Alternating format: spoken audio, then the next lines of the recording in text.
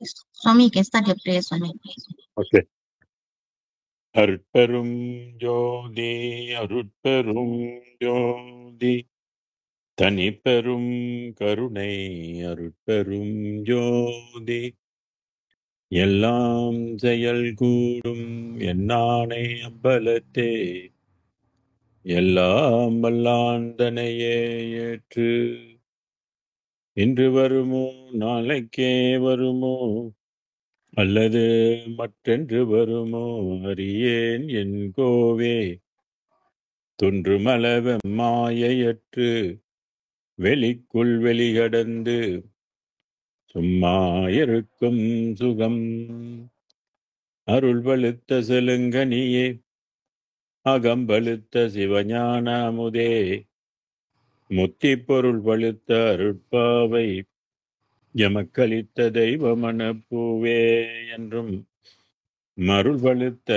அடியேங்கள் மனையருளை அகற்ற வருமணியே மெய்மை தெருள் பழுத்த வடலூர் வாழ் ராமலிங்க நின்னருளை சிந்திப்பேனே திருநிலைத்து நல்லருளோடும் அன்போடும் சிறப்போடும் செழித்து ஓங்க ஒரு நிலைத்திவன் மகிழ்வோடு வாழ்வுற வந்தி நின்னருள் செய்வாய் இருநிலத்தவர் இன்புற திருவருள் எல் வடிவோடு மன்றில் குரு நிலைத்த சர்க்குரு எனும் இறைவனின் குறைகளல் பதம் போற்றி சாகா கலை கண்ட சதுரா வருக சாந்தமென்னும் தவளக்கலையை உடுத்த மந்த தலைவா வருக சர்க்குணர்க்கு வேகா காலை விளம்ப வந்த விபுவே வருக வெறு விளக்கம் வெண்பா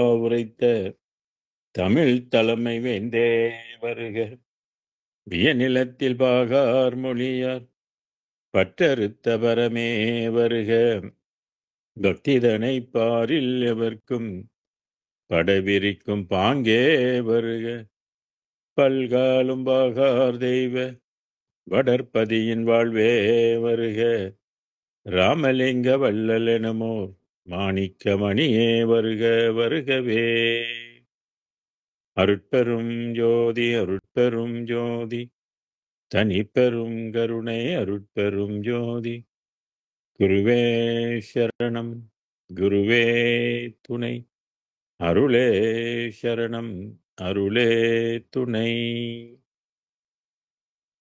இணையம் வழி இணைந்திருக்கின்ற எல்லா அன்பர்களுக்கும் இனிய வணக்கங்கள். வள்ளல் பெருமான் அருளிய சுத்த சிவநிலை என்ற தலைப்பில் உள்ள 1499 பாடலுக்கு இன்று விளக்கம் காண இருக்கின்றோம்.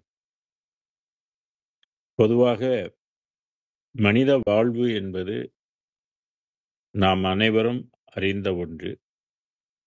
என்னது அப்படின்னு கேட்டீங்கன்னா, ஒரு நிலையற்ற வாழ்வு, நித்தியமான வாழ்வு கிடையாது. டெம்பரரியான ஒரு வாழ்க்கை தான் மனித மண்ணுலக வாழ்வு எல்லாமே. அதனால் மனிதன் ஒரு நித்திய வடிவத்தை அவன் பெற வேண்டும்.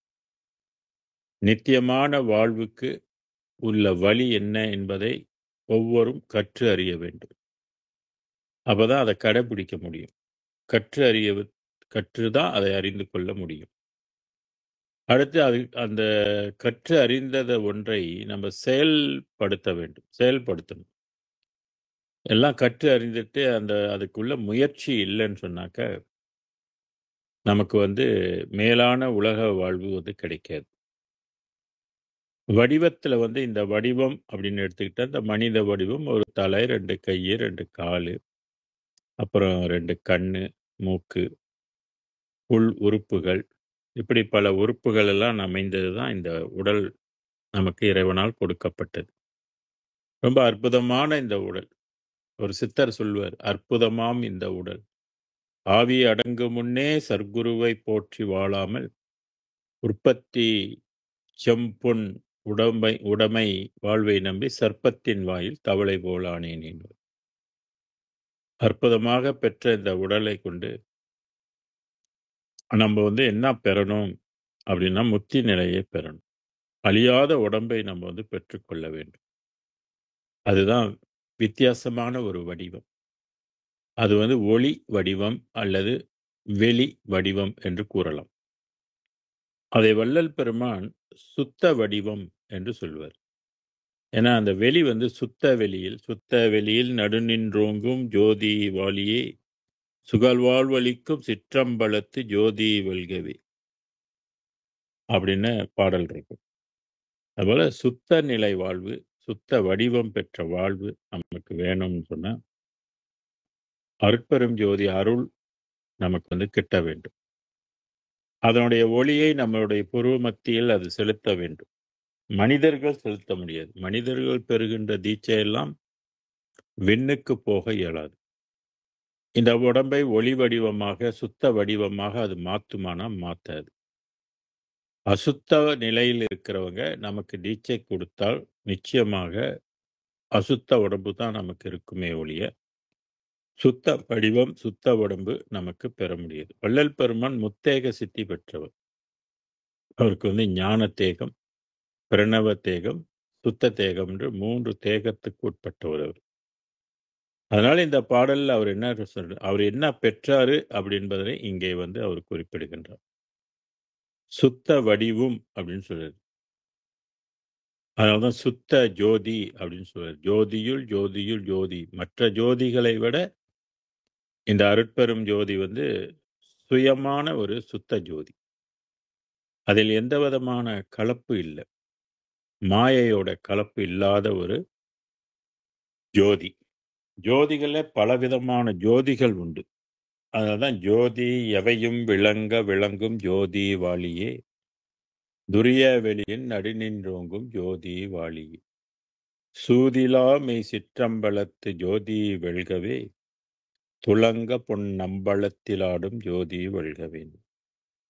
அதனால சுத்த ஜோதி என்பது 19ஆம் நூற்றாண்டிலே தான் வெளிப்படுத்தி கொண்டது வள்ளலார் மூலமாக. இந்த ஜோதியை வள்ளலார் தான் முதன்மாக குறிப்பிடுகின்றார் சுத்த ஜோதியை பற்றி. அதுக்கு முதல்ல வேதங்கள் எல்லாம் ஜோதிகளை பற்றி பேசியிருக்குது. ரிக்கு வேதம், யஜுர்வேதம், சாம வேதங்கள் எல்லாம் இறைவனை வந்து ஜோதி வடிவமாக பேசியிருந்தாலும் எல்லாம் பராபரை ஜோதியாக பேசப்பட்டது. சில காலகட்டத்தில் மத வெளிகளையும் ஜோதியாக சொல்லப்பட்டது. இவையெல்லாம் சுத்த ஜோதிக்கு இணையாகுமான இணையாகும். அப்ப சுத்த ஜோதி நம்மளை வந்து ஆட்கொண்டால்தான். அதுதான் கருவில் கலந்த துணையே என்று வள்ளல் பெருமான் பாடினார். இறைவன் எப்பொழுது அவருக்கு கிடைச்சாரு அப்படின்னாக்கா கருவிலேயே வந்து கலந்துட்டாருன்னு சொன்னார். அப்புறம் 9 வயசுல வந்து கலந்ததாக சொல்வார். இப்படி இறைவன் நம்மளுடைய உயிருக்குள்ள வந்து கலக்கணும், மனதுக்குள்ள வந்து புகுந்து கொள்ளணும். இப்படி புகுந்து கொண்டால்தான் அவருடைய இயக்கமாகப்பட்ட ஒன்று. அவர்கிட்ட தனி நடம் இருக்குது இல்லையா? நடராஜபதியில சொல்லுவார் இல்லையா? தனி நடம். அந்த தனி வடம் தான் நம்மளை வந்து காரியப்படுத்தும். அப்படி காரியப்படுத்தும் போது காரண வடிவம் நமக்கு வந்து ஏற்படும். அந்த வடிவத்தை தான் சுத்த வடிவம் என்று சொல்றது. அந்த சுத்த வடிவம் எப்படிப்பட்டது அப்படின்னா சுக வடிவம் சொன்னது. சுகம். அருட்சுகம் ஒன்றே அரும்பெறல் பெரும் சுகம் மருட்சுகம் பிற என வகுத்தமை சிவமே. ஜீவகாருண்யத்தின் ஒழுக்கத்தினால் பெறுகின்ற அருள், அந்த அருளினால் பெறுகின்ற உடம்பு வடிவம், அந்த வடிவத்தினால் கிடைக்கின்ற சுகம், அது ஈடு இணையில்லாதது, நித்தியமான சுகத்தை தரக்கூடியது. இப்ப நம்ம ஒருத்தர் பார்க்கும்போது என்ன சந்திச்சுக்கிட்டா எப்படிங்க சுகமா இருக்கிறீங்களா, ரொம்ப நாளாச்சு உங்களை பார்த்து அப்படின்னு சொல்றோம். சுகமா இருக்கிறத நம்ம எப்போதும் கேட்போம். லெட்டர் எழுதும்போது நான் இங்கு நலம் நீங்கள் அங்கு நலமா அப்படின்லாம் கேட்போம். சுகமா இருக்கணும்னு எல்லாரும் விருப்பம் கொண்டிருப்பாங்க. ஆனால் நம்ம பெற்றிருக்கிற வடிவம் வந்து பூத வடிவம். பஞ்சபூதத்தினால் ஆக்கப்பட்ட வடிவம் என்றும் சுகமாக இருக்கும்னு நினைத்தாலே அது வந்து தப்பு. இந்த உடம்புக்கு வந்து 4448 வகை நோய்களுக்கு ஆட்படக்கூடிய ஒன்று. அது மட்டுமல்ல, ஒரே தன்மையாக இருக்கக்கூடியது அல்ல. வயதுக்கேற்ற மாதிரி காலங்கள் உருண்டு ஓட உணவுக்கு தக்க மாதிரி இந்த உடலுடைய வலிமை, இந்த உடலுடைய தன்மை எல்லாமே மாறிக்கொண்டே போகும். அதனாலதான் நமக்கு வந்து பல பருவங்கள் வந்து வைத்திருக்கிறார். ஆண்களுக்கு மட்டும் சுமார் 5, 6 பருவங்கள் வந்து இருக்குது. குழந்தை பருவம், அப்புறம் குழந்தை பருவத்திலிருந்து ஒரு குறிப்பிட்ட வயது, அப்புறம் அதுக்கப்புறம் இளமை பருவம், அப்புறம் வந்து முதுமை பருவம் வந்துரும். இளப்பருவம், இப்படி பல பருவங்கள் எல்லாம் இருக்குது. பெண்களுடைய பருவத்தை 5 விதமாகலாம் பிரித்திருப்பாங்க. வள்ளல் பெருமான் அதெல்லாம் குறிப்பிட்டிருக்கிறார். இப்படி உடம்பு வந்து மாறிக்கொண்டே போவதனால், இது சுகமாக இருப்பதற்குரிய வழியா அப்படின்னா இல்ல. கண்டிப்பாக சுகம் வந்து இழக்கப்படும், குறையும். நம்மளுடைய பாடியில இருக்கிற பவர் கூட மனதில இருக்கிற சக்திகள் எல்லாம் குறையும். பழுதுபடும். இந்த உடம்பு வந்து ஏதாவது ஒரு வகையில வந்து பழுதுபட்டு நோய் ஏற்படும். அதனால சுக வடிவம்னு இந்த உடம்பை வந்து சுக வடிவம் என்று நம்ம கருதக்கூடாது. சுக வடிவம் என்று சொல்லக்கூடியது ஒளி உலக வாழ்வு தான் சுக வடிவம். அதுலயும் பாருங்க, பராபரை வரைக்கும் சுக வடிவம்னு எடுத்துக்கொள்ள முடியாது. ஏன்னா அந்த எல்லை வரைக்கும் மரணம் வரும் என்பது வள்ளல் பெருமானுடைய 12 அறிவை கொண்டு அறிகின்ற ஒரு ரகசியம் இது. அதனாலதான் நமக்கு சித்தாந்தம்லாம் வேணாம், சன்மார்க்கத்துக்கு வாங்கன்னு சொல்வார். ஏன்னா சன்மார்க்கத்துல வரும்போது நித்த வடிவம் கிடைக்கும் என்பது அவருடைய அனுபவம். அதுவும் அந்த வடிவம் எப்படிப்பட்ட ஓங்கார நித்த வடிவம் அப்படின்னு சொல்ற, நிறைந்து ஓங்கும். ஓங்காரம் என்பது நாதம். அந்த நாத உலகத்துக்குரிய மந்திரம் தான் அருட்பெரும் ஜோதி. அருட்பெருஞ்சோதி மந்திரம் வேறு, நமச்சிவாயம் என்ற மந்திரம் வேறு. இந்த நமச்சிவாயம், சரவண பவா, கங்கணபதி, ஓம் பூம் பஸ்வர்கா இதெல்லாம் ஒரு உலகத்துக்குரிய மந்திரங்கள். ஆனால் அருட்பெரும் ஜோதி என்றது தனி உலகத்துக்குரிய மந்திரம். சமய மதங்கள் எல்லாம் கடந்தது.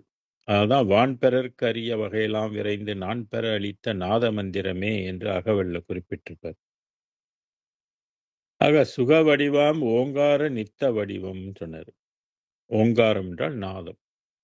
நாத உடம்பை பெறுவது. அப்ப அந்த உடம்புல வந்து சவுண்டு வந்து இருக்கும். ஔவையாரும் சொல்லியிருக்கிறாங்க இல்லையா? ஓசை உணர்வுகள் எல்லாம் தருவிக்கும் நேசத்தாலாய உடம்புன்னாங்க. அந்த பராபரை உடம்பு பெற்றவர்களுக்கே ஓசை எல்லாம் தருவிக்கும்டானா 10 விதமான ஓசைகளை அந்த உடம்பு பெறும் அப்படின்னு சொல்றாங்க. அந்த உடம்புல கேட்கும்ன்றாங்க. அதுபோல வள்ளல் பெருமான் பெற்றிருக்கிற அந்த ஓங்கார வடிவத்துக்கும் எல்லா நாதமும் அதுல வந்து கேட்கும். அதான் நாத கீதத்தில் விளங்கிய பாட்டேன்னு சொல்லுவார். இறைவன் வந்து ஓசை வடிவமாகவும் இருக்கின்றான், ஓங்கார வடிவமாக இருக்கின்றான். அது நித்த வடிவம், நிறைந்து ஓங்கும்ன்றது. சித்து என்னும் ஓர் ஞான வடிவம் இங்கே நான் பெற்றேன். சித்துன்னா அறிவு. அறிவு என்னும் ஓர் ஞான வடிவம் இங்கே நான் பெற்றேன். இதெல்லாம் அருளால் அவர் வந்து பெற்றுக்கொண்டது. அதனால்தான் ஜீவகாருண்யத்துக்கு வள்ளல் பெருமான் முக்கியத்துவம் கொடுக்கின்றார். இந்த ஜீவகாருண்யம் உள்ளவர்களுக்கு தான் இந்த முத்தேக சித்தி கிடைக்கும். சுத்த வடிவமும் ஓங்கார வடிவமும் ஞான வடிவமும் கிடைக்கும் அப்படின்னு சொல்றாரு. அதனால்தான் ஜீவகாரணமே ஞான வீட்டுக்கு திறவுகோல் என்றார் வள்ளல் பெருமான். அறிவு விளங்கிய ஜீவர்களுக்கெல்லாம் ஜீவகாருண்யமே கடவுள் வழிபாடுன்னாரு. இப்ப எல்லாத்துலயும் உயர்ந்து நிக்கிற ஒரு வழிபாடு எதுன்னு கேட்டீங்கன்னா ஜீவ காருண்யம்.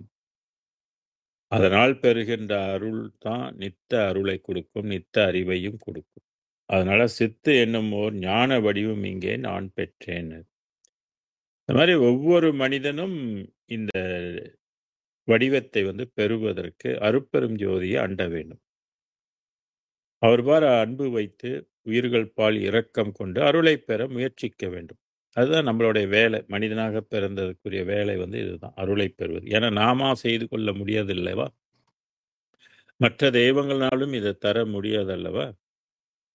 அதனால இதுக்கு ஒரே வழி அருட்பெருஞ்சோதியை மைண்ட் செட் வந்து அருட்பெருஞ்சோதிக்கு மாற்றிக்கொண்டு நித்திய வாழ்வு, அதாவது மரணமில்லாத பெருவாழ்வுக்கு நாம் இறைவனிடத்தில் விண்ணப்பிக்கின்றது.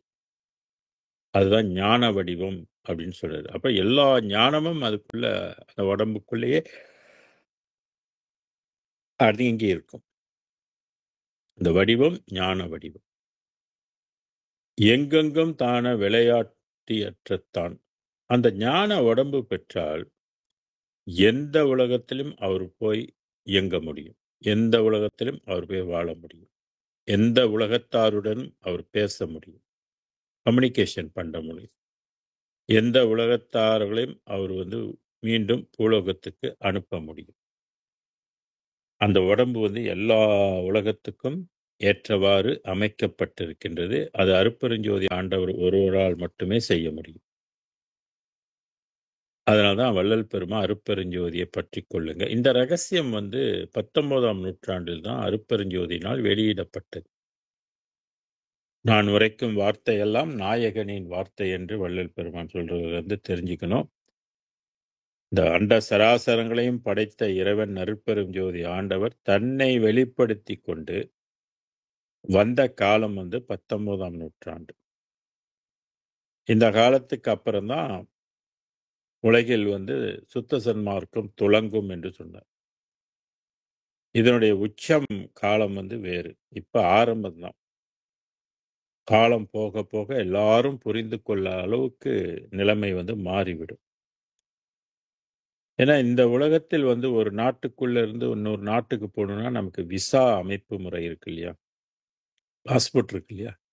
நம்மலாம் பாஸ்போர்ட் காட்டிட்டா இன்னொரு உடம்புக்குள்ள, இன்னொரு உலகத்துக்குள்ள நம்ம போறோம், இன்னொரு நாட்டுக்குள்ள நம்ம போறோம். ஆனா நம்ம வேற பித்ருலோகத்துக்குள்ள கூட நம்ம இந்த விசா வச்சுக்கிட்டுலாம் போக முடியாது. அப்ப இந்த விசா உலகியல் போக்குக்கு மட்டுமே. ஆனால் பிரம்மா கூட சித்தர் உலகத்துக்குள்ள போக முடியாது, விஷ்ணு போக முடியாது, ருத்ரன் போக முடியாது.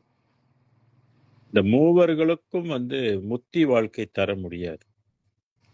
பராபரை உலகத்துக்குரிய வாழ்க்கையே இவங்களால் தர முடியாதுன்னா அப்ப பெருவெளி வாழ்க்கை எப்படி இவங்க தர முடியும்? அதான் திருமந்திரத்துல அப்பயே திருமூலர் பாடினார், அவனை ஒழிய அமரரும் இல்லை, அவனென்று செய்யும் அருந்தவும் இல்லை, அவனன்றி மூவரால் ஆவது ஒன்றில்லை, அவனன்றி ஊர் புகு மாறு அரியனே. தேவாரத்துல இந்த பாடல் படிப்பாங்க. ஆக மும்மூர்த்தியினால் தர முடியாத ஒரு முத்தி நிலையை வள்ளல் பெருமானுக்கு அருட்பெரும் ஜோதி ஆண்டவர் நேரடியாக கொடுத்தார். அதனால அந்த வடிவம் பெற்றவர்கள் முத்தேக சித்தி பெற்றிருந்தாலும் சரி, பெறாம இருந்தாலும் சரி, அல்ல ஒரு தேகம் சித்தி பெற்றிருந்தாலும் சரி, வேற எந்த உலகத்துக்குள்ளேயும் அவர்களால் போக இயலாது. மும்மூர்த்திகளால் போக இயலாது. 5 மூர்த்திகளாலும் போக முடியாது. இன்னும் சொல்ல போனா பராபரையில் இருக்கக்கூடிய நிலா கோடி சித்த ரிஷிகணங்களும் கூட வள்ளல் பெருமானுடைய உலகத்துக்குள்ள போக முடியாது. ஏன்னா அந்த வடிவம் வேறு, இந்த வடிவம் வேறு. வள்ளலார் பெற்ற வடிவம் வேறு, அதனுடைய பிரகாசம் வேறு, அதனுடைய குவாலிட்டி, அதனுடைய தன்மை வேறு, இது மற்றவர்களுடைய தன்மை வேறு. அதனால்தான் எனக்கும் உனக்கும் இசைந்த பொருத்தம் என்ன பொருத்தமோனாரு. இந்த பொருத்தம் உலகில் பிறருக்கு எய்தும் பொருத்தமோ அப்படின்னாரு. அப்ப பொருத்தம் இல்லைன்னா அந்தந்த உலகத்துக்குள்ள ஒளி உடம்பை நாம் பெறவில்லை என்றால் நிச்சயமாக அந்த நம்ம முக்தி பெற முடியாது. இன்னைக்கெல்லாம் நிறைய சடங்குகளை செஞ்சுட்டு முக்தி அடைஞ்சிருவாங்க, மோட்சம் அடைஞ்சிருவாங்கன்னா பணத்தை போட்டு இறந்தவங்களுக்கு முக்தி பூஜைகள்லாம் பண்ணிக்கிட்டு இருக்காங்க. அதெல்லாம் ஒன்றும் கதைக்காகாது. அதனால்தான் அருட்பெரும் ஜோதி ஆண்டவர் மூலமாக பெறுகின்ற உடம்பு அது எந்த உலகத்துக்கும் அது போக முடியும். எங்கெங்கு தான் விளையாட்டி தான் போய் விளையாடலான்றாரு, போய் இயங்கலாம்ன்றாரு, போகலான்றாரு. அது விளையாட்டி அற்றத்தான். இந்த மாதிரி சில பாடல்கள்ல வள்ளல் பெருமான் இயற்றிருக்கிறாரு. இந்த மாதிரி இந்த உடம்பு தனித்துவம் கொண்டு எல்லா உலகத்துக்கு ஏற்ற உடம்பை அது பெறும் என்று 188வது பாடல்ல கூட இது சொல்லப்பட்டிருக்கு. இப்ப இதெல்லாம் கவனிக்கணும். எல்லாம் ஒட்டுமொத்தமாக எடுத்து ஆய்வு செய்தாக்க இந்த சிறப்புமிக்க வடிவம் என்ன என்பது தெரியும். இந்த வடிவத்தை அருட்பெரும் ஜோதி ஆண்டவர் மட்டும்தான் தர முடியும் என்பதும் நான் ஏற்கனவே ஒரு பாடலையும் சொல்லியிருக்கேன். ஆவதென்றும் பிறப்பதென்றும் சாற்றுகின்ற பெரும் பாவம் தன்னை எண்ணி நோவதென்று புதிதென்று என்றும் உள்ளதால் இந்த நோவை நீக்கி ஈவது மன்றிடை நடிப்போய் நின்னாலே ஆகும், மற்ற இறைவராலே ஆவது ஒன்றில்லை என்றால் அந்தோ இச்சிறுவு நாள் ஆவதென்று. அந்த மாதிரி மெய்யருள் வியப்புல கூட உன்னுடைய அருளுக்கு ஈடு வேற எதுவுமே யாருமே இல்லை அப்படின்னு சொல்லுவார். சரி, அடுத்த பாடல் என்ன தெரிஞ்சுக்கணும்னாக்க சுருக்கமா, சுத்த உடம்பு, சுத்த வடிவம், ஒளி வடிவம் பெறணும்னா அருட்பெருஞ்சோதி துணை நமக்கு வேண்டும். அப்ப அருட்பெருஞ்சோதியை மனதில் வைத்து தியானிக்கணும், தவம் பண்ணணும். அதுவா வந்து நம்மளை ஆட்கொள்ளணும். அதுக்கு நம்மலாம் காத்திருக்கணும். அதுக்கு சில ஒழுக்கங்கள்லாம் வகுக்கப்பட்டிருக்கு இல்லையா, அதெல்லாம் கடைப்பிடிக்கணும். கொலை புலைகள்லாம் தவிர்க்கணும். அருளை பெறணும்னா கொலை புலை தரும். பொருள் இல்லார்க்கு உலகம் இல்லை, அருள் இல்லார்க்கு அவ்வுலகம் இல்லை. அப்ப அவ்வுலகத்தை நாம் அடைய வேண்டும் என்றால், முத்தி மோட்ச உலகை அடைய வேண்டும் என்றால் வடிவம் பெற வேண்டும், சுத்த வடிவம் பெற வேண்டும். சுத்த வடிவம் பெறாமல் அங்க போக முடியாது. மாறாக சடங்கியல்ல என்ன பண்ணுவாங்கன்னாக்க, இறந்தவர்களுக்காக பிண்டம் பிடிப்பாங்க. பிண்டம் பிடிச்சாக இந்த பிண்டத்தெல்லாம் அங்க எடுத்துட்டு போகலாம் முடியாது. ஏன் பிண்டம் பிடிக்கிறாங்கனாக்க, பிண்டம் வேண்டும்னு சொல்றதுக்கு அவங்களுக்கெல்லாம் பிண்டம் வேண்டும், பிண்டம் வேண்டும்னு சொல்லி நம்ம மீண்டும் அரிசி மாவுல உள்ள மாவுகளை கொண்டு பிண்டம் பிடிச்சு அவங்களுக்கு பிண்டம் கிடைக்கணும்னு நம்ம செய்யறோம். அப்படி இல்ல. அது அது அது உள்ள முறையில. அது வந்து தத்துவம். அவ்வளவுதான். அது ஒரு மேப் மாரி நமக்கு காட்டுறாங்க. இறந்து போனவங்களுக்கும் பிண்டம் வேணும். இப்ப இருக்கிறவங்களுக்கும், இறந்து கொண்டு இருப்பவங்களுக்கும் பிண்டம் வேணும். ஞான வடிவம். அதுதான் ஞான வடிவம் பெற்றேன். அவர்லாம் பூமியில இருக்கும்போதே பெற்றுட்டேன்னு சொல்றாரு. அப்ப நம்மளும் பூமியில இருக்கும்போதே வாழ்ந்து கொண்டு இருக்கும்போதே அந்த உடலை, அந்த உலகத்துக்கு ஒரு உடம்பை நாம் பெற வேண்டும்.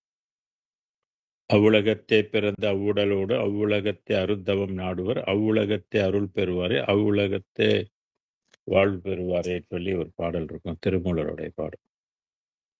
ஸோ எந்த உலகத்தை அடைய வேண்டுமோ அந்த உலகத்தினுடைய அருளை பெற வேண்டும், உடம்பை பெற வேண்டும். அப்போதான் அந்த இடத்துக்கு நம்ம போக முடியும். இல்லைன்னா மீண்டும் திருப்பி பூமிக்கு வந்து பிறப்போம். அதுல சந்தேகம் இல்லை. அடுத்த பாடல் 1500. நான் உரைக்கும் வார்த்தையெல்லாம் நாயகன் சொல் வார்த்தை அன்றி நான் உரைக்கும் வார்த்தை அன்று நாட்டீர் அப்படின்னு சொல்றாரு. நான் உரைக்கும் எப்பொழுது ஒளி வடிவம் பெற்று விட்டாரோ, எப்பொழுது தன்னுடைய உள்ளம் வந்து ஒளிமயமாக வெளிமயமாக ஆகிவிட்டதோ, அப்பொழுதே அந்த உள்ளத்திலிருந்து வர வாக்குகள் எல்லாம் அருள் வாக்கு, தேவ வாக்கு. அதனால்தான் பெருமான் இங்க சொன்னாரு, நான் உரைக்கும் வார்த்தை எல்லாம் நாயகன் சொல் வார்த்தை அன்றி நான் உரைக்கும் வார்த்தை அன்று நாட்டீர். அப்ப வள்ளல் பெருமான் எழுதிய நூல் எல்லாமே யாருடைய கருத்து அப்படின்னா அருட்பெருஞ்சோதி ஆண்டவருடைய கருத்து. அது அவர் உள்ளத்துல இருந்து இருக்கிற வெளி வந்து நம்மள மாதிரி அஞ்ஞான வெளி கிடையாது. அது ஞான வெளி, பெருவெளி. அப்ப பெருவெளியின் ரகசியத்தை அறிகொண்ட ஒரே நூல் நமக்கு கிடைத்திருக்கிறது வந்து 6ஆம் திருமுறை தான். 95 கிடையாது. 95 சமய நெறி, சமய தெய்வங்களை பற்றி பாடியது. 6ஆம் திருமுறை மட்டும்தான் வந்து அருட்பெருஞ்சோதி ஆண்டவர் நேரடியாக நமக்கு வந்து சொல்லப்பட்டது. அதான் நான் உரைக்கும் வார்த்தையெல்லாம் நாயகன் சொல் வார்த்தை அன்றி நான் உரைக்கும் வார்த்தை அன்று என்று சொல்றார். ஏன் உரைப்பேன், நான் ஏன் இதை சொல்லணும் அப்படின்னு கேட்டா, நான் ஆர், இதை சொல்றதுக்கு நான் ஆர், எனக்கென்ன ஒரு ஞான உணர்வு ஏது, எனக்கு ஏது ஞான உணர்வு அப்படின்னு சொல்றாரு. அருள் எனக்கு கொடுக்கலன்னா எனக்கு ஞான உணர்வு வருமா, பிறப்பால் எனக்கு வருமா, படித்து வருமா அப்படின்னு கேட்கிறாரு. நான் ஆர், எனக்கென ஓர் ஞான உணர்வு ஏது, சிவம் உள்நாடி நில்லா ஒளி. சிவம் உள்ளுக்கு இல்லாத போது எப்படி இது வந்து சொல்ல முடியும்? அப்ப உள்ளுக்கு வந்து இறைவன் இருந்து தனக்குள் ஒளிமயமாக இருந்து இறைவன் உரைப்பதனால எத்தனை யுகங்கள் சென்றாலும், ஊழி பல சென்றாலும் அது வந்து கெட்டு போகுமா, அந்த ஒளி அவிஞ்சு போகுமா அல்லது இறந்து போகுமானா இறக்காது. அது வந்து யுகமாக இருக்கக்கூடியது. நில்லா ஊழி. அது ஊழிக்கு அகப்பட்டதில்லை, யுகத்துக்கு அகப்பட்டதில்லை, யுகங்களெல்லாம் கடந்து என்றும் இருக்கக்கூடியது. அடுத்த பாடல். ஆரணமும் ஆகமும் ஆங்காங்கு உரிக்கின்ற காரணமும் காரியமும் காட்டுவித்தான். இறைத்தன்மை பெற்ற பிற்பாடு, அருட்பெருஞ்சோதி ஆன பிற்பாடு, இறைவன் அவருக்கு எதையுமே மறைக்கல. எல்லாவற்றையும் உண்மையெல்லாம் அவருக்கு காட்டுவித்தான்னு சொல்றாரு. அகக்கண் கொண்டு பார்க்கிறார். ஆரணமும் ஆகமமும். ஏற்கனவே வள்ளலார் 6ஆம் திருமுறை எழுதுவதற்கு முன்பாகவே நமக்கு இந்து மதத்துக்கு வந்து சதுரி வேதங்கள் இருக்குது. அடிக்கடி உங்களுக்கெல்லாம் சொல்லியிருக்கேன். இந்த ரிக்கு வேதம், யஜுர் வேதம், சாம வேதம், அதர் வேதம், அதன் பின் எழுந்த சித்தர் வேதம். இப்ப திருக்குறள், திருமந்திரம்லாம் வேதம் தான் நமக்கு. ஔவையார் உரைத்த பாடல்கள் எல்லாம் வேதம். சித்தர்கள் வாக்கிலிருந்து வந்த எல்லாமே வேதம் தான். அதனால ஆரணம் அப்படின்னு சொன்னார். ஆரணம்னா வேதம். ஆகமம் என்பது அந்த வழித்துறை. ஒரு நிலையை அடைவதற்கு அதற்குரிய வழி என்ன, கடைபிடிப்பதற்குரிய வழி என்ன என்று அந்தந்த ஆகமம் எல்லாம் சொல்ற முறையை ஆங்காங்கு அப்படின்னு சொன்னார். இந்த ஆங்காங்கு அப்படின்னு சொன்னா அந்தந்த இடத்தில் அந்தந்த நிலையில் அப்படின்னு எடுத்துக்கணும். அதனால்தான் ஞான நிலை நமக்கு வந்து தெரியும். அதனால்தான் நான் ஒரு சார்ட் போட்டேன். பிரம்மவெளி, விஷ்ணுவெளி, ருத்ரவெளி, மகேஸ்வரவெளி, சதாசிவவெளி, விந்து, பரவிந்து, நாதம், பரநாதம், பறை, பரம்பரம், பராபரை, பெருவெளி, பெரும் சுகவெளி அப்படின்னு அந்த ஒரு சார்ட் வந்து வகுத்தது. ஏன்னா இடம் தெரியணும் இல்லையா? ஆங்காங்கு உள்ள வேதங்கள் என்ன அப்படின்னு தெரியணும் இல்லையா? ஆங்காங்கு உரைக்கின்ற காரணமும் அங்கே வந்து இருக்கின்ற காரணம் எதை காட்டும்னா அந்தந்த ஒளிகளைத்தான் அது காரணமாக காட்டுமே ஒழிய அருப்பெரும் ஜோதியை காட்டுமா? அருப்பெருஞ்சோதி அந்தந்த வேதங்கள் சொல்லுமானா சொல்லாது. அதனால எது காரணம் எது காரியமும் ரெண்டையும் இறைவன் வந்து அவருக்கு காட்டுவித்தான் சொன்னார். அதனால்தான் 1:1:6:5 வந்து என்ன சொல்லிடுவாருனாக்க, மற்ற ஒளிகள் எல்லாமே காரணத்தால் உள்ளது இல்ல, எல்லாம் காரியத்தால் உள்ளது அப்படின்ற ஒரு பாடலை வந்து பெருமான் கொடுத்திருக்கிறார். பிரம்மம் என்றும் சிவன் என்றும் அறிகின்ற அறிதான் பெருநிலையோ, இந்நிலையில் பேதம் உண்டோ அப்படின்ற அந்த பாட்டு வந்து அமைகிறது. ஆக எது காரியம் எது காரணம்? இப்ப வள்ளலாருக்கு முன்பு எது காரணமாக விளங்கப்பட்டது, சொல்லப்பட்டது, எழுதப்பட்டது, குறிக்கப்பட்டதுன்னு கேட்டீங்கன்னா பராபரையை தான் வந்து காரணம் என்று சொல்லியிருந்தேன். எல்லாத்துக்கும் எல்லா உலக இயக்கத்துக்கும் காரணம் அதுதான். அந்த வெளி ஒளியை தான் நம்ம வந்து விநாயகராக வைத்தென்றும் வழிபட்டு கொண்டு இருக்கிறோம். புற வழிபாடு. அந்த விநாயகர் என்ற ஒரு மாபெரும் சக்தி தான் விந்து சக்தியாக ஒவ்வொரு மனிதனுக்குள்ளும் அமைந்திருக்கின்றது. சுக்கில சுரோனிதத்தில் அந்த விநாயகர் என்ற முழுமுதற் பொருள் முழுமுதலாக இருக்கின்ற ஒளி, அந்த உயிர் ஒவ்வொரு மனிதனுக்குள்ளேயும் உற்பத்தி ஆகின்றது. இப்போ நம்ம டிக்கெட் வாங்குற மாதிரி இதுதான் டிக்கெட்டு. வீடு போய் சேர்றதுக்கு, முக்தி அடையிறதுக்கு இதுதான் டிக்கெட்டாக உற்பத்தி ஆகிக்கொண்டு இருந்தது. அந்த டிக்கெட்டான அந்த உயிரை பூலோகவாசிகள் என்ன பண்ணாங்க? வர்க்கம் பெருக்கிறதுக்காக பயன்படுத்தினாங்க. குழந்தை பேருக்காக, புத்திர பாக்கியத்துக்காக அதை பயன்படுத்தி கொண்டாங்க. ஞானிகள் என்ன செஞ்சாங்க? அந்த உயிரை வந்து சுத்தி செய்து மேலேற்றி வீடு பேறு பெற்றார்கள். அததான் ஔவையார் சொன்னாங்க, தர்மம் பொருள் காமம் வீடென 4ம் உருவத்தாளாய பயன். பயன் மனித சரீரம் எடுத்தா என்ன பயன் கேட்டாக்க, தர்மம் பொருள் காமம் வீடு பேரு. கடைசியில சொன்னதான் முத்தி பேர் அடையலான்னு. இப்ப சித்தர்கள்லாம் அந்த உலகத்துக்குரிய முத்தியை பெற்றுவிட்டார். அதனால்தான் இங்க காரணமும் காரியமும் காட்டுவித்தான். தாரணியில் கண்டேன் கழிக்கின்றேன். அவர் சொன்ன வித்தியாசத்தெல்லாம் ரெண்டையும் பார்த்தேன். எது காரணமா இருக்கு, எதெல்லாம் காரியமாக இருக்குது அப்படின்றதை நான் வந்து தெரிந்து கொண்டேன்.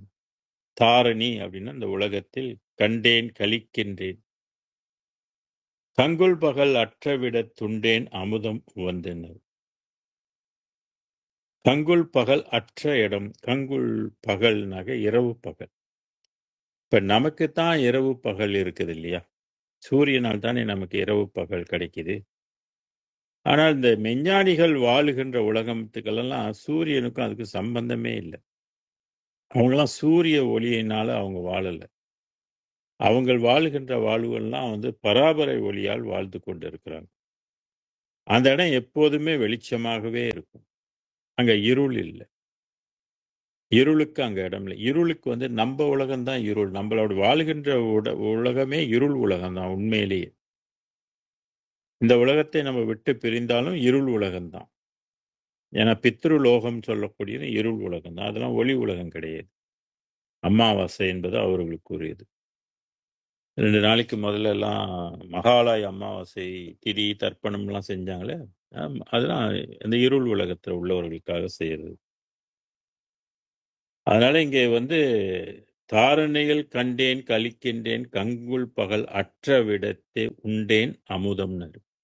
இந்த ராப்பகல் அற்ற இடத்துல வந்து இறைவன் உலகத்துல என்ன இருக்குதுன்னா அமுதம் இருக்குது. இந்த அமுதம் உண்டு தான் வளரணும் அப்படின்றது முக்கியம். அதனால்தான் இறந்தவர்களுக்கெல்லாம் படையல் போடுறோம். படையல் போடுறது நோக்கமே அவங்க அமுதம் உண்டு போகணும். அமுதம்னு நம்ம அறிவுக்கு தெரிஞ்சது என்ன, விண்ணுலகத்து அமுதம் நமக்கு தெரியல. அதனால மண்ணுலகத்து அமுதம் என்னவோ அந்த மாதிரி அமுதத்தை வந்து நம்ம படைக்கணும் இறந்தவருக்கு. அவருக்கு என்ன சாப்பிட போறாங்களான்னாக்கா அவங்களாம் யாரும் சாப்பிட மாட்டாங்க. அமுதம் உண்டு போகணும்னு சொல்லி வச்சதை நம்ம தவிர இதை பண்ணிக்கிட்டு இருக்கிறோம். அவ்வளவுதான். அப்ப அமுதம் உண்ட விரும்ப வேண்டும். அது சில பாடல் வாரீர் சிதம்பர வள்ளி மாணாளர வன்னி வாணாளரை வாரீர் அப்படின்னு சொல்லி அந்த பாடல்ல வந்து பார்த்தீங்கன்னா இரவு பகல் அற்ற இடத்தை பற்றி சொல்லியிருப்பாரு. அமுதம் உண்ட வேண்டினேன் அப்படின்னு சொல்லுவார். ஆக வள்ளலார் இறைவனிடத்தில் வந்து இறைவனுடைய அமுதம் எனக்கு வேண்டும் என்று சொல்லி அவர் வந்து வேண்டினாருன்னு சொல்றாரு. அது எங்க இருக்குன்னா கங்குல் பகல் அற்ற இடம் சொல்வார். அந்த அமுதம் உண்டுதான் வளர்ந்து உய்யணும். இப்படி வளர்ந்து விட்டால் அதுதான் மரணமில்லா பெருவல். அந்த உடம்பு தான் ஞான உடம்பாக இருக்கும். அமுதம் உண்ண தெளிவு பெறும். அப்பொழுதுதான் உண்மை விளங்கும், உயிரெல்லாம் விளங்கும். அப்பதான் திரு விளங்கும், சிவயோக சித்தி எல்லாம் விளங்கும், சிவஞான நிலை விளங்கும், சிவ அனுபவம் விளங்கும். திருவிலங்கு திருத்தில்லை திருச்சிற்றம்பலத்தை திருக்கூத்து விளங்கும். அருள் ஒளி சிறந்த திருவிளக்கே உரு விளங்கும், உயிர் விளங்கும், உணர்ச்சி எது விளங்கும், உலகம் எல்லாம் விளங்கும். அதனால சொன்னாரு அருள் உதவும் பெரும் தாயாம்னாரு. அருள் உதவலைன்னா இதெல்லாம் ஒண்ணுமே கிடைக்கும். இப்படி இந்த நிலையை அடைந்து விட்டால் அடுத்த பாடல்ல சொல்றாரு, துன்மார்க்கம் எல்லாம் தொலைத்து விட்டேன். எது எதெல்லாம் துன்மார்க்கமோ, எது எதெல்லாம் சன்மார்க்கம் அல்லவோ அதெல்லாம் துன்மார்க்கம். அப்ப துன்மார்க்கம் எல்லாம் தொலைத்து விட்டேன் சொன்னார். சுத்த சிவ சன்மார்க்க சங்கம் தலைப்பட்டேன். அப்ப வள்ளல் பெருமான் கொடுத்தது நமக்கு வந்து சுத்த சிவ சன்மார்க்கம். சன்மார்க்கம் துலங்க என்னை ஈன்றானே அப்படின்னு குறிப்பிடுவார்.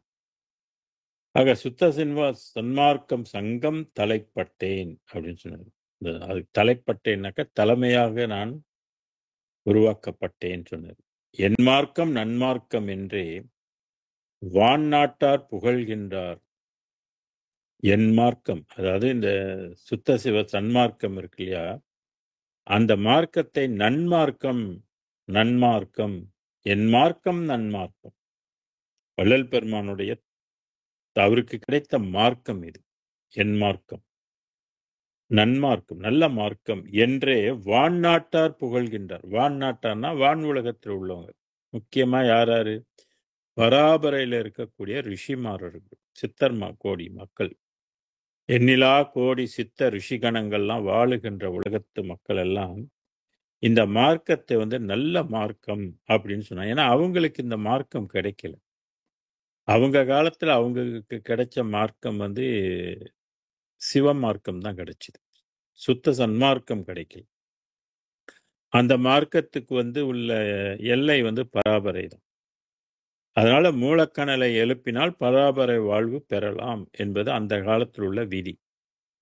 இப்ப வந்து அதை பெறுவதற்கு இயலாத ஒரு நிலை ஏற்பட்டு விட்டுவிட்டது. ஏன்னா அதுவும் அனித்தியம் என்பதனால இறைவன் அதை முடித்து வைத்துட்டான். இதுக்கு மேல நீ அங்க போவேனா, இனியெல்லாம் சுத்த சன்மார்க்க வழியை கடைப்பிடித்து வாங்க அப்படின்னு சொல்லி ஜீவகாருண்ய ஒழுக்கத்தை வந்து நமக்கு வழிவகுத்து தந்தார். ஜீவகாருண்யத்தினால்தான் இந்த அருளை நீ பெற வேண்டும் அதனாலதான் ஜீவகாருண்யம் விளங்கிய மாந்தருக்கெல்லாம் அறிவு விளங்கிய ஜீவர்களுக்கெல்லாம் ஜீவகாருண்யமே கடவுள் வழிபாடு என்று வகுத்தார், சொன்னார் நமக்கு. ஆக சன்மார்க்க சங்கம் தலைப்பட்டேன், என் மார்க்கம் நன்மார்க்கம் என்றே வான்நாட்டார் புகழ்கின்றார் மண் மார்க்கத்தாலே மகிழ்ந்து. இந்த சன்மார்க்கத்தை பார்த்து அவங்களாம் மகிழ்ச்சி கொண்டார்களாம். அப்படியாப்பட்ட மார்க்கத்துல நீங்கள் இணைந்திருக்கிறீங்கன்னாக்க நீங்களாம் உண்மையிலே புண்ணியம் செய்திருக்கீங்க. இந்த உலகத்தில் எத்தனையோ கோடி மக்கள் வாழ்றாங்க. ஒவ்வொரு நாட்டிலையும் 100 கோடி 120 கோடி மக்கள் கிட்ட வாழ்றாங்க. நம்ம நாட்டில் என்ன சுமார் 2.5 கோடி மக்களுக்குள்ள தான் இருக்கிறாங்க. மற்ற இந்தியா, சைனாலலாம் ஏகப்பட்ட கோடிக்கணக்கான மக்கள் வாழ்றாங்க. உலகமே எடுத்துக்கிட்டா கிட்ட 700 கோடி மக்கள் ஜனத்தொகை வந்து வாழ்றாங்க. இப்படி அவங்களுக்கெல்லாம் கிடைக்காத ஒரு மார்க்கம் நமக்கு கிடைச்சிருக்கு. அது உங்களுக்கு கிடைச்சிருக்கு. நீங்க அருட்பெருஞ்சோதியை வணங்குறீங்க, ஜீவ காருண்யத்தை கடைப்பிடிக்கிறீங்க, ஒழுக்கத்தை கடைப்பிடிக்கிறீங்க, புலாலை மறுக்கிறீங்கன்னு சொன்னா அப்புறம் நம்ம தான் வந்து முதல்ல அடையக்கூடிய வாய்ப்பு உள்ளவர்கள் என்பதுல சந்தேகம் வேண்டும். அதான் என்பால் வருபவர்க்கென்றே அருள் ஈகின்றேன் சொல்றாரு. ஆக இந்த மார்க்கம் வந்து ரொம்ப ரொம்ப அருமையான ஒரு மார்க்கம், சன்மார்க்கம், எளிமையான மார்க்கம். ஆனா பலன் வந்து ரொம்ப உயர்ந்த பலன். கொஞ்சம் தாமதமா கிடைக்கும், அவ்வளவுதான். அதனால் நன்மார்க்கம் என்றே எல்லோ உலகம் இசைந்ததுவே, தொன்மார்க்கத்தெல்லா உலகமும். இந்த மார்க்கம் கிடைத்தனிய பன்மார்க்கம் எல்லாம் பசை அற்று ஒளிந்தனவே. பசை என்பது பிடிப்பு. பன்மார்க்கங்கள், பல மார்க்கங்கள் இருக்குது. இந்து சமயத்துல சொல்லவா வேண்டும், ஒவ்வொரு சாமிக்கும் ஒவ்வொரு கூட்டம் இருக்கும். அதனால பல மார்க்கங்கள் இருக்குது. அதனால பன்மார்க்கம் எல்லாம் பசை ஒற்று ஒளிந்தனவே. பிடிப்பு இல்லாம போச்சு, உறுதி இல்லாமல் போச்சு. என்ன சொல்றாரு, உறுதி குலைந்து போயிடுச்சு. அந்த மார்க்கத்தை இனி கடைபிடித்து யாரும் உய்ய முடியாது. ஏதோ மன திருப்தி பண்ணலாம். ஏன்னா மனம் வந்து மாயை தானே. அப்ப அறிவை கொண்டுதான் நீங்க தேடணும். மனம் உங்களுடைய கர்மாவுக்கு ஏத்த மாதிரி எதையாவது ஒன்றை பிடித்து கொண்டு அதுல கிடைக்கிற சின்ன சின்ன பலன்கள்ல அது மகிழ்ச்சி கொண்டு இருக்கும், நிறைவு கொண்டு இருக்கும். ஆனா உண்மை அது அல்ல. நமக்கு கிடைக்க வேண்டியது சன்மார்க்கம். அதுதான் உறுதி அப்படின்னு சொல்றாரு. சன்மார்க்கம் ஒன்றை தலைத்தது என்று சொல்றாரு. சன்மார்க்கம் ஒன்றுதான் தலைக்கு. சாகா கலைநிலை தலைத்திடு வெளியெனும் ஆகாயத் தொழிற் அருட்பெரும் ஜோதினர். சாகா கலை, தலைத்திடும் வெளி, தலைத்திருக்கின்ற ஒரு வெளிதான் சுத்த சன்மார்க்க வெளி. ஆக சன்மார்க்கம் ஒன்றை தலைத்ததுவே, அது எப்போதும் தலைத்திருக்கும், மத்தியாகாது. மற்ற மார்க்கங்கள் எல்லாம் ஒரு காலத்தில் இருந்து ஒரு காலத்தில் இல்லாமல் போய்விடும், மடிந்து போய்விடும். அந்த தெய்வங்களும் எல்லாம் மடிந்து போய்விடுவார்களாம். ஆனா சுத்த சன்மார்க்கம் ஒன்றுதான் மடியாதது. அந்த நிலையை அடைந்தவர்களுக்கு என்றும் மரணம் வராது. அதனால்தான் மரணமில்லா பெருவாழ்வு என்று அதை குறிப்பிடுவோம். சொன்மார்க்கத்தெல்லா உலகம் இசைந்ததுவே. சொல்லப்பட்ட மார்க்கம் எல்லாமே இசைந்ததுவேன்றது, எல்லாத்துக்கும் ஏற்றுக்கொண்டார்கள். இந்த மார்க்கம் ஒரு தனி மார்க்கம், சன்மார்க்கம் வந்து ஒரு தனி வெளி. அதனால எல்லா உலகம் இசைந்ததுவேன்னு. எம்பெருமான் கொல்லா நெறி அருளை கொண்டு, எம்பெருமான் கொல்லா நெறி, கொல்லா நெறியே குருவருள் நெறி என பல்கால் எனக்கு பகர்ந்தமை சிவமேனர். ஆக கொல்லா நெறியை வந்து நம்மலாம் கடைபிடிக்கணும். மற்ற உயிர்களை வந்து கொல்லக்கூடாது. கொன்ற உயிர்களை வந்து மாமிசத்தை சாப்பிடவும் கூடாது. மாமிச உணவு சாப்பிட்டாலே நம்ம கொலை நெறிக்கு ஆட்பட்டு விடுகின்றோம். ஏதோ தெரியாத ஜென்மங்கள் எல்லாம் நம்ம பல உயிர்களை எல்லாம் கொன்று தின்றிருக்கிறோம். அந்த பாவங்கள் எல்லாம் நம்மளை சூழ்ந்திருக்கு, எல்லாம் ரெக்கார்ட் ஆகியிருக்குது. அதனால இந்த வாய்ப்பு வந்து கிடைக்காது. ஏன்னா கொன்ற பாவத்தை எல்லாம் வந்து அனுபவிக்கணும் இல்லையா, தோஷங்கள் இல்லையா. மாமிசம் சாப்பிட்டாலே அது வந்து தோஷம். அது வந்து உயிர் தோஷம், உயிர் தோஷத்தை வந்து தோஷங்கள் என்று சொல்வார்கள். உயிரை கொன்றாலே அது வந்து தோஷம். குருவை சொன்னா பிரம்மகத்தி தோஷம் சொல்லுவாங்க. அதுபோல இங்கே கொல்லா நெறியை கடைப்பிடிக்கும். ஒரு உயர்ந்த லாபம் வேண்டும் அப்படின்னா, அந்த உயர்ந்த லாபத்துக்குரிய நெறிமுறைகள் தெரிந்து, எதை விடணும், எதை பிடித்துக் கொள்ளணும் அப்படின்றதுக்கு ஒரு வழிமுறை இருக்கு. ஒரு சட்டதிட்டம் இருக்கு. அந்த சட்டதிட்டத்தை எல்லாம் அறிந்து நம்ம நம்மளுடைய மைண்ட் செட்டை மாத்திக்கொள்ளணும்.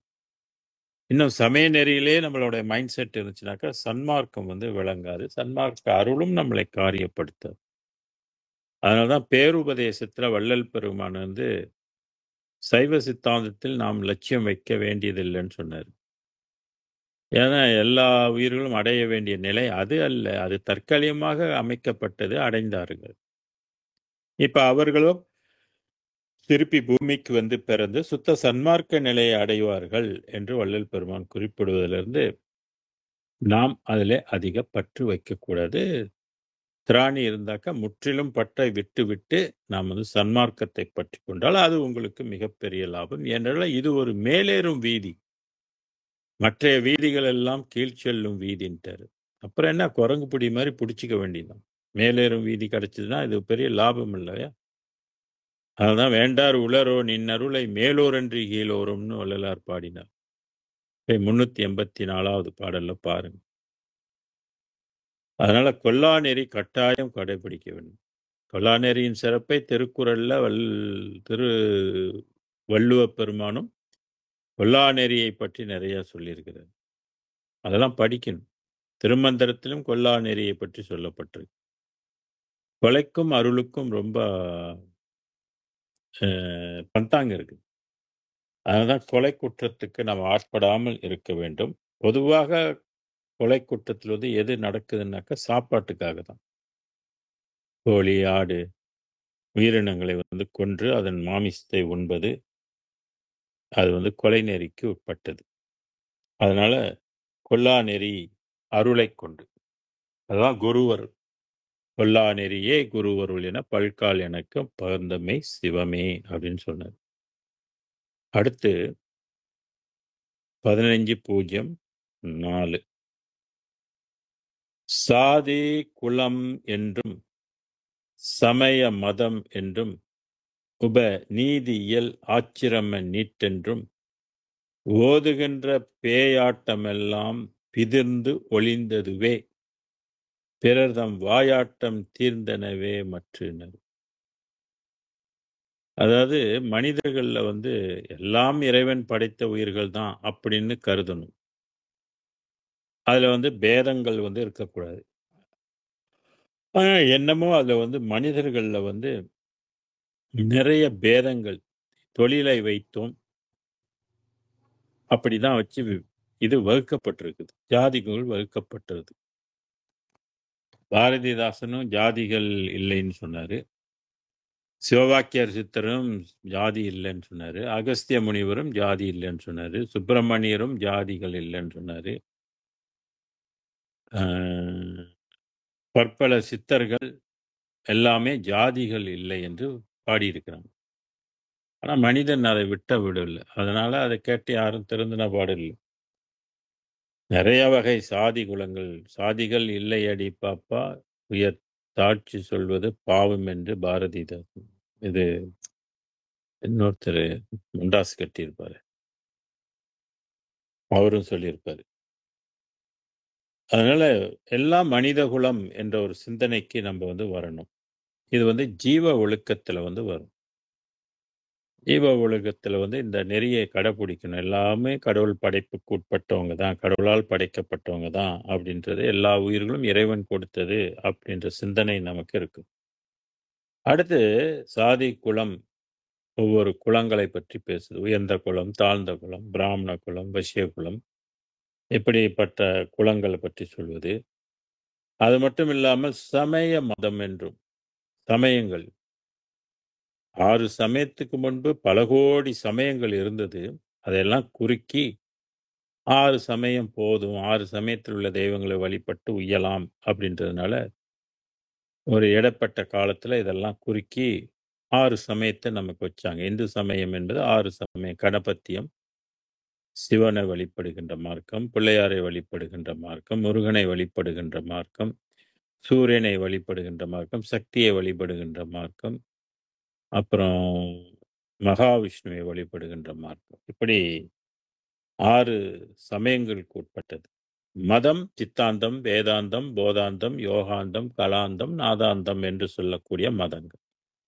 இதைத்தான் மதம் என்று வள்ளல் பெருமான் குறிப்பிடுகின்றார். இப்படி நீதியியல் அந்தந்த மத இதுக்குள்ளேயே நீதிகள், அதுக்குரிய இயல்புகள், அது மட்டும் இல்லாம ஆச்சிரமம், வர்ணாச்சிரமம்னு இருக்கு இல்லையா? பிராமணன், சத்திரிகள், வசியன், சூத்திரன், இப்படி ஜாதிகள் பிரிப்பு ஆசிரமம் சொல்லப்பட்ட இந்த நீண்ட காலமாக இதெல்லாம் இருக்குது. நீட் என்றும் நீட் என்பது நீண்ட காலமாக கடைபிடிக்கப்பட்டு வருகின்றது. வர்ணாச்சிரம தர்மம் என்று இதை சொல்றது உண்டு. இப்போ நார்த்லலாம் இதை தான் பேசிக்கிட்டு இருப்பாங்க, இதை தான் கடைபிடிச்சிட்டு இருப்பாங்க. இது உண்மை அல்ல என்பது சித்தர்கள் இதற்கு முன்பு சித்தர்களும் சொல்லியிருக்கிறாங்க. இதான் ஆச்சிரமிட்டும் ஓதுகின்ற பேயாட்டம்னர். இதெல்லாம் பேய் பிடிச்சி ஆடிக்கிட்டு கிடக்குது. உண்மை இல்லாத ஒன்றை எல்லாம் பிடித்து கொண்டிருக்காங்க. எதை? சாதி என்றும், குலங்களை வகுத்து கொண்டும், சமயத்தை போதித்து கொண்டும், மதங்களை பரப்பி கொண்டும், இதெல்லாம் ஆச்சிரமங்கள் ஓதுகின்ற பேயாட்டம் சொன்னார். எல்லாம் பொய், பித்தலாட்டம் சொன்னார். பிதிர்ந்து ஒளிந்ததுவேன்னு இதெல்லாம் எப்ப வள்ளல் பெருமான் உண்மையை கண்டாரோ இதெல்லாம் தெரிச்சிட்டு போயிடுச்சு, எல்லாம் பொய்த்து போயிடுச்சு. அதான் பெருமான் கண்டதெல்லாம் அனித்தியம் என்று நமக்கு பாடினார். கேட்டதெல்லாம் பழுது, கற்றதெல்லாம் பொய்யே அப்படின்னு. அப்ப நமக்கு கொஞ்சம் சுத்தல்ல விட்டுட்டாங்கன்னு நமக்கு புரிஞ்சுக்கணும். யாரோட நன்மைக்காக அந்த காலத்துல ஒரு சுத்தல் நடந்திருக்கு. அது யாருன்னு கேட்டீங்கன்னா, பிராமணர்கள் பிழைப்புக்காக பல விஷயத்தை வேதங்கள் இயற்றப்பட்டு இருக்குது. அவங்களுடைய நன்மைக்காக, அவங்களுடைய லாபத்துக்காக, அவங்களுடைய தொழிலுக்காக, அவங்களுடைய எதிர்காலத்துக்காக, சன்னதிகளுக்காக, அவங்களுடைய பொழப்புக்காகன்னு சொல்றது. அதுதான் இதெல்லாம் பேயாட்டம் பிதிர்ந்து ஒளிந்தது வேனர் பிறர் தம் வாயாட்டம் தீர்ந்தனவே. உண்மையை கண்டு வள்ளலார்கிட்ட இதெல்லாம் பேச முடியுமா? இது இருக்கு, அது இருக்குன்னெல்லாம் பேச முடியுமா? அவன் வாயாட்டம் எல்லாம் அடங்கி ஒடுங்கி போச்சுன்னு சொல்றாரு. வாயை பொத்திக்கிட்டாங்கன்னு சொல்றாரு. சிந்தா குலம் தவிர்த்து, சிந்தா குலம் தவிர்த்து சிற்றம்பலப் பெருமான் வந்தான். சிந்தா குலம், சிதைந்து போகாத குலம். தவிர்த்து, தவிர்த்துன்னா நீக்கி. சிற்றம்பலப் பெருமான் வந்தான், எனைத்தான் வலிந்து அழைத்தே. அருட்பெருஞ்சோதி ஆண்டவர் வள்ளல் பெருமானை வலிந்து அழைத்தாராம். பாப்பா, மகனே வா, உன்கிட்ட சில விஷயம்லாம் சொல்லணும், கேளு வா, கிட்ட வா அப்படின்னு அழைத்தாராம். எனைத்தான் வலிந்து அழைத்து. இறைவன் வலிந்து அவரை அழைத்தானாம். இறைவன் வலிந்து அவருக்குள்ள புகுந்ததும் சில பாடல்கள் சொல்லுது. அதனால நான் என்ன சொல்றேன், வள்ளல் பெருமான் வாசி பயிற்சியெல்லாம் செஞ்சு அருளை பெறல. அருட்பெருஞ்சோதி ஆண்டவர் தனி அருளாக இருந்து அவருக்குள்ள புகுந்து கொண்டார்னு சொல்லுவோம். ஐந்தொழிலும் நீ செய் நின்று எனக்கே நேர்ந்தளித்தான். ஐந்தொழிலை செய்கின்ற ஆற்றலை வள்ளல் பெருமானுக்கு இறைவன் கொடுத்ததாக சொல்றாரு. அப்ப வள்ளல் பெருமான் இப்ப பிரம்மாலாம் ஒரு தொழில் தான் செய்ய முடியும். விஷ்ணு 2 தொழில் செய்ய முடியும். ருத்ரன் 3 தொழில் செய்ய முடியும். மகேஸ்வரன் 4 தொழில் செய்ய முடியும். இப்படி இவங்கெல்லாம் அவங்கவுங்க தகுதிக்கேற்ற சில தொழில்கள் எல்லாம் செய்ய முடியும். இருந்தாலும் எல்லாத்தையும் சேர்த்து ஆளுகின்ற தெய்வம் யாருன்னு கேட்டீங்கன்னாக்க அருட்பெருஞ்சோதி. அதுதான் ஆண்டாரை ஆண்ட தெய்வம், அருட்ஜோதி தெய்வம்னு பாடினார். யாருக்கெல்லாம் ஆட்சி கொடுத்திருக்கிறாங்களோ அவர்களெல்லாம் சேர்த்து ஆளுகின்ற ஒரு ஆற்றல் கொண்ட தெய்வம் தான் அருட்பெருஞ்சோதி. அப்படியாப்பட்ட அருட்பெருஞ்சோதி வள்ளல் பெருமானுக்கு முழுமையாக ஐந்தொழில் நீயே செய் என்று எனக்கே நேர்ந்தளித்தான். மகிழ்ந்து கொடுத்துச்சான் வள்ளல் பெருமானுக்கு. நீயும் 5 தொழில் செய்ப்பா அப்படின்னு சொல்லி. அப்ப வள்ளல் பெருமானை நம்ம புரிந்து கொள்ளணும். வள்ளல் பெருமான் சாதாரண மனிதன் அல்ல, 5 தொழில் செய்கின்ற ஒரு கடவுள். மனிதன் கடவுளாகலாம், மனிதன் தெய்வமாகலாம் என்ற ஒரு கன்செப்டை நம்ம ஏற்றுக்கொள்ளணும். புரியலையா? படிச்சு தெரிந்து கொள்ளணும் எப்படி இது ஆகுது அப்படின்ட்டு. எப்படி ஆக்கப்படுறாங்க தெய்வமாக. வள்ளுவர் சொல்றார் இல்லையா, வையத்தில் வான்வாங்கு வாழ்பவன் வானுரையும் தெய்வத்துள் வைக்கப்படும்ன்றார் இல்லையா. சிற்றபையில் விளங்குகின்ற தெய்வம் அதே தெய்வம் என்று குறிப்பிடுகின்றார் வள்ளல் பெருமான். மனிதன் தெய்வமாகலாம். கண்ணதாசன் பாடலையா, மனிதன் என்பவன் தெய்வமாகலாம், வாரி வாரி வழங்கும் போது வள்ளலாகாம், வாழை போலை தன்னை தந்து தியாகியாகலாம்னு. அதுபோல இங்க பிறர்தம் வாயாட்டமெல்லாம் தீர்ந்ததுவே, சிந்தாகுளம் தவிர்த்து சிற்றம்பலப் பெருமான் வந்தான் எனைத்தான் வழிந்தழைத்தே, ஐந்தொழிலும் நீ செய் என்றே எனக்கே நின்றளித்தான், என்னுடைய தாயே அணையான் தனித்து.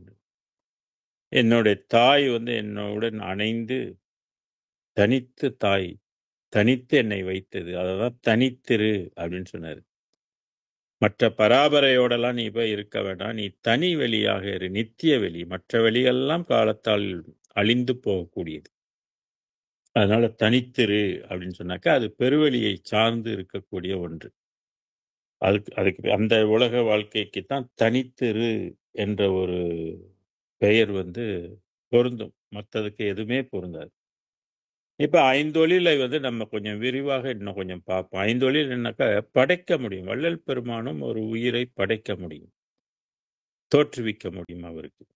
அது மட்டும் இல்ல, இப்ப பித்ருலோகத்துல இருக்கிறவங்களே அவர் மீண்டும் பிறக்க வைக்கிறதுக்கு உரிமை உண்டு. பொதுவாக யார் செய்வாங்க அப்படின்னு கேட்டா பிரம்மா செய்வாரு, அவருக்கு அந்த உண்டு. இருந்தாலும் சன்மார்க்கை நோக்கி வந்துட்டதுனால அந்த பொறுப்பை யாரு எடுத்துக்குவாரு? வள்ளல் பெருமானே எடுத்துக்குவார். அதான் அருள் ஈகின்றேன் ஈகின்றேன்னு சொல்றாரு இல்லையா. அப்ப உள்ளுக்குள்ள அருட்பெரும் ஜோதி உங்களை காரியப்படுத்தினால், உங்களுக்குள்ள இணங்கிட்டா அது மற்ற அருள் காரியப்படாது. அருட்பெரும் ஜோதி மட்டும்தான் காரியப்படும். அந்த ஒளி உலக வாசிகளாக இருக்கும். அது என்ன யுகம் கேட்டீங்கன்னா சத்திய யுகம். எப்பொழுதெல்லாம் அருட்பெரும் ஜோதியை நம்ம மைண்ட் செட் மாத்திட்டோமோ நம்ம சத்திய யுகத்துக்கு உரியவர்கள்.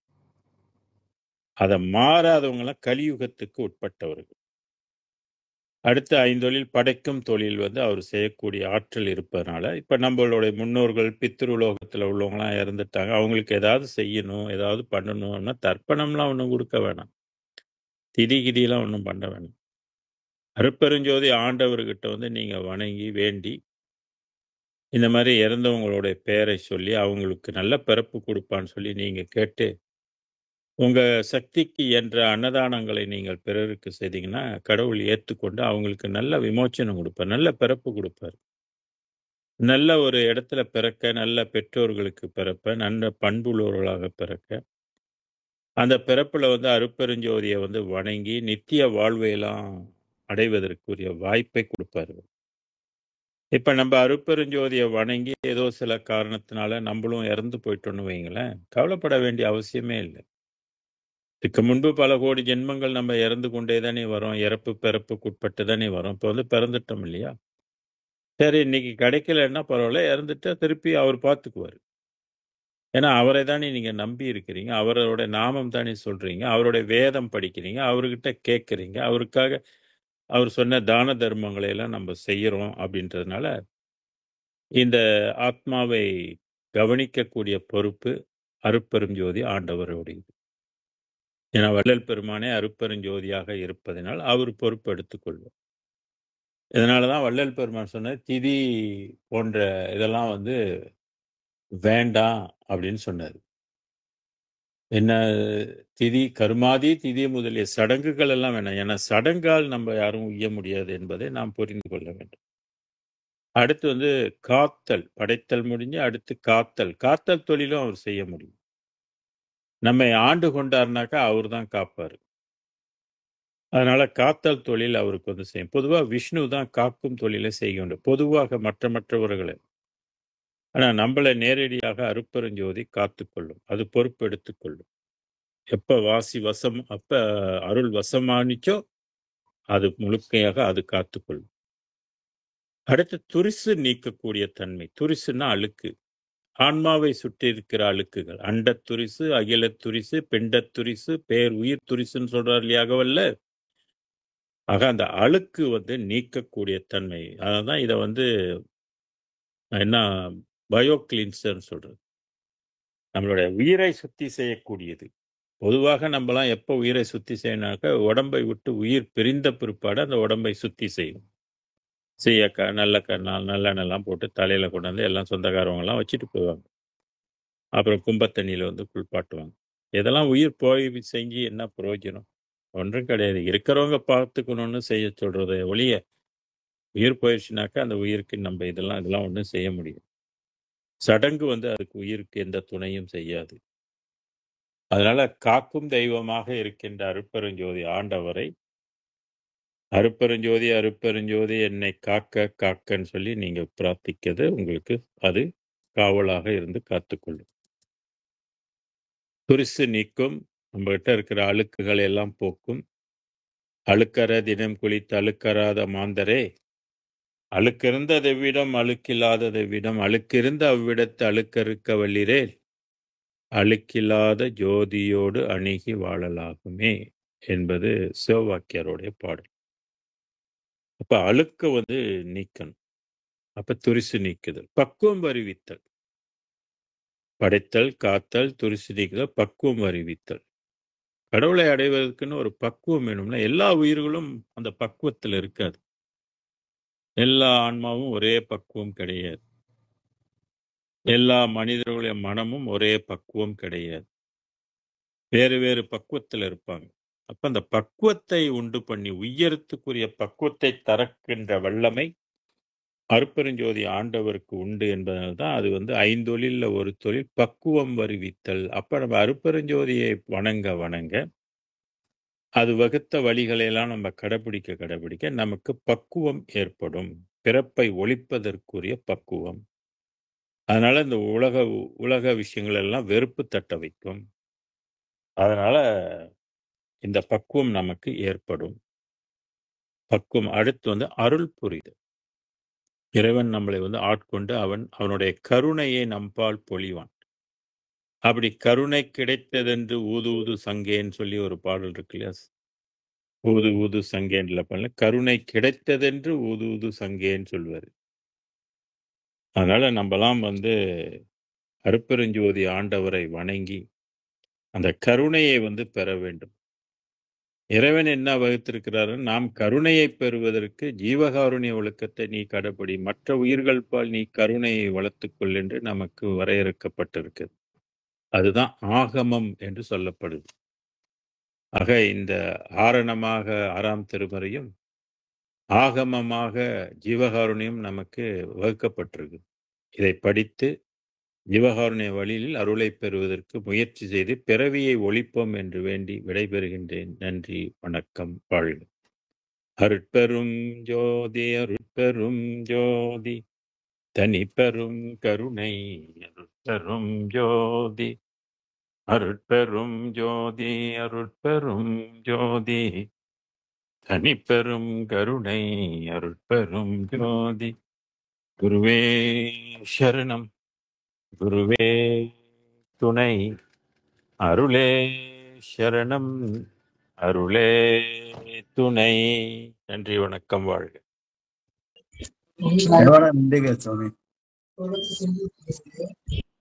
நன்றி சாமி.